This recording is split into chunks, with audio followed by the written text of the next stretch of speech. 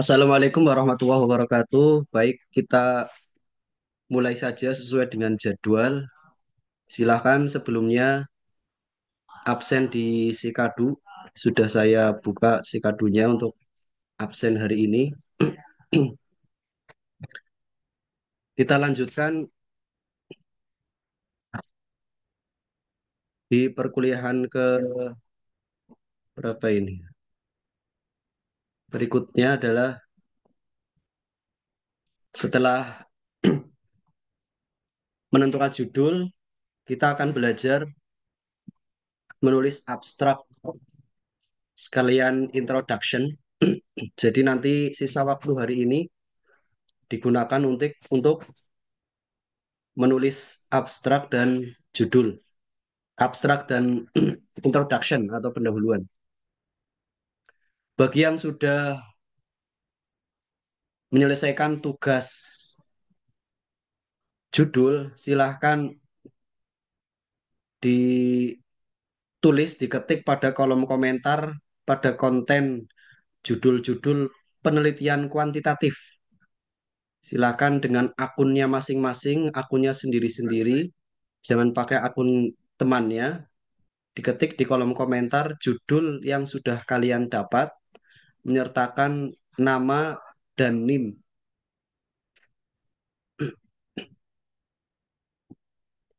Kita lanjutkan ke abstrak. Abstrak ini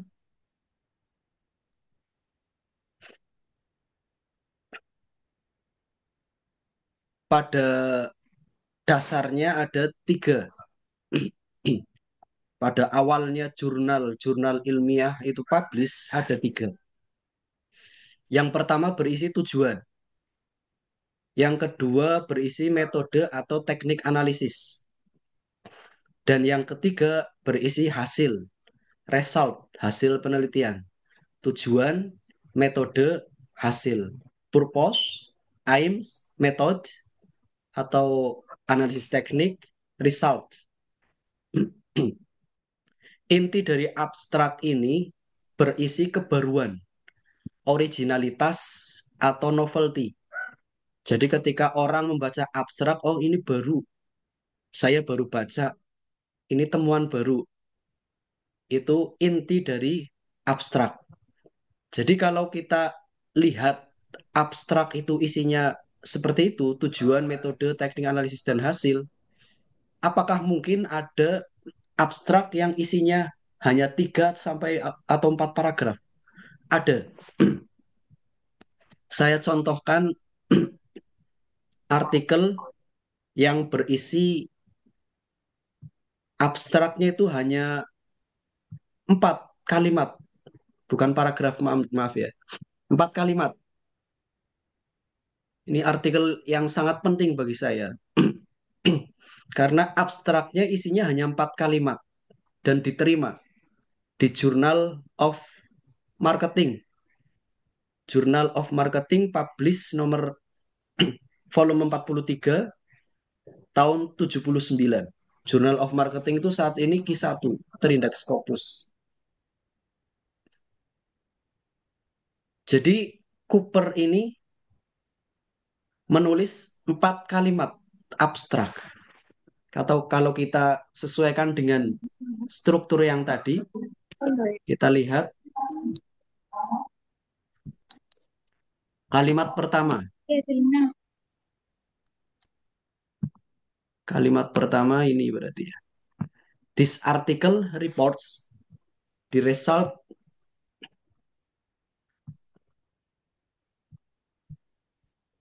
of new product project, an extensive investigation into what separates successful from unsuccessful new industrial product. Ini kalimat latar belakang. Jadi kalau yang tadi abstrak, sekarang itu rata-rata tidak perlu latar belakang. Langsung tujuan, metode, hasil. Nah ini Cooper pakai latar belakang. Berarti tambah satu latar belakang. Makanya ada 4 kalimat. Ini kalimat pertama adalah kalimat latar belakang. Kalimat yang kedua,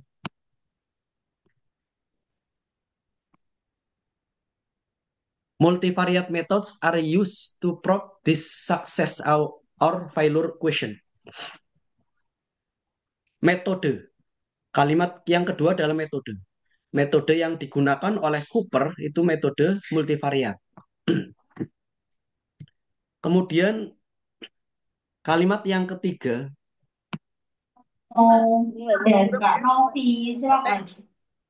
the dimension underlying success and failure are identified. Ini termasuk dari purpose, mengidentifikasi tujuan. Artikel ini adalah mengidentifikasi dimensi dari produk sukses dan produk gagal. Dan kalimat yang keempat, result, hasil.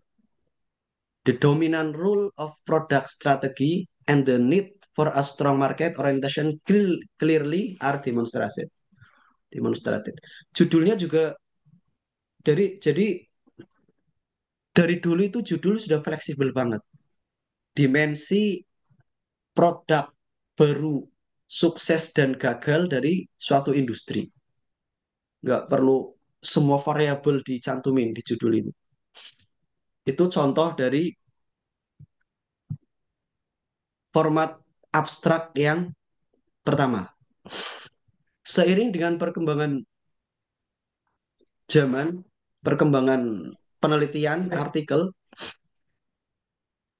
Emerald atau Elsevier, ini yang punya Scopus,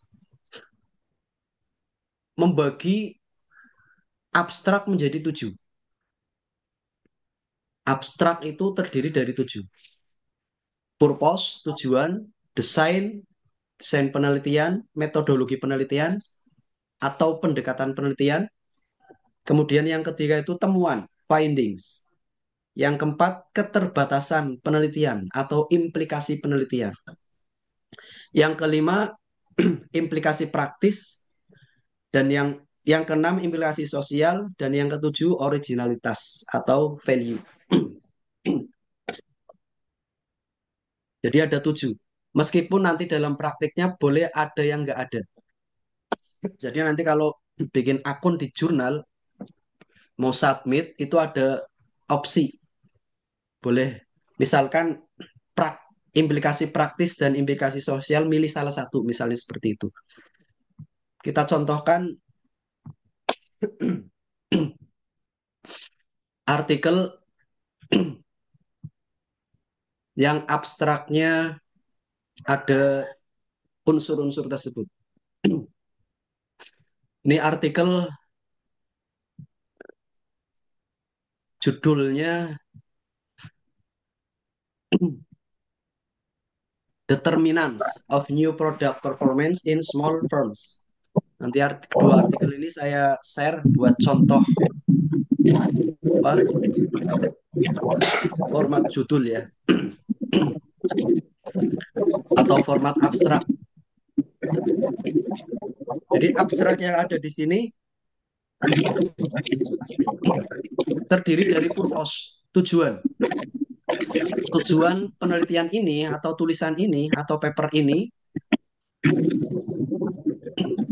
adalah mengeksplorasi determinan dari kinerja produk baru. Kemudian ada desain, metodologi, dan pendekatan atau pendekatan penelitian. Kemudian ada temuan atau hasil. The result, hasil dari penelitian ini mengindikasikan dan seterusnya. Kemudian ada implikasi praktis, ada originalitas, kebaruan, value. Di sini penulis tidak mengisikan implikasi sosial, berarti memilih implikasi praktis.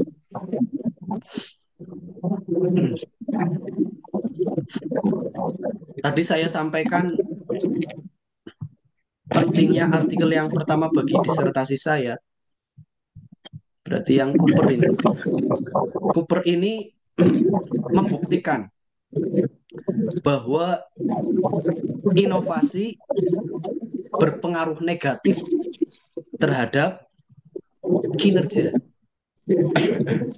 Jadi ini salah satu artikel yang penting bagi saya. Karena waktu itu saya harus menemukan artikel yang menunjukkan bahwa inovasi berpengaruh negatif terhadap kinerja. Jadi Itu yang artikel akan kita bahas dalam riset gap atau introduction. Introduction itu isinya adalah riset gap, fenomena ekonomi dan bisnis, dan pentingnya penelitian ini dilakukan. Why? Why pada introduction, kemudian how, bagaimana pada metode, kemudian what pada result, hasil. Introduction itu menjawab jawaban why, soal why. Mengapa penelitian ini penting dilakukan? Intinya introduction isinya adalah riset gap, fenomena ekonomi dan bisnis, kemudian jawaban dari pertanyaan why. Kita contohkan riset gap dari disertasi saya.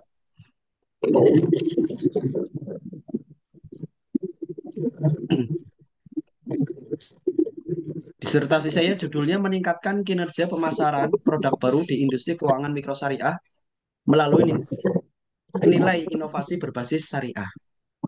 Lulus tahun 2019.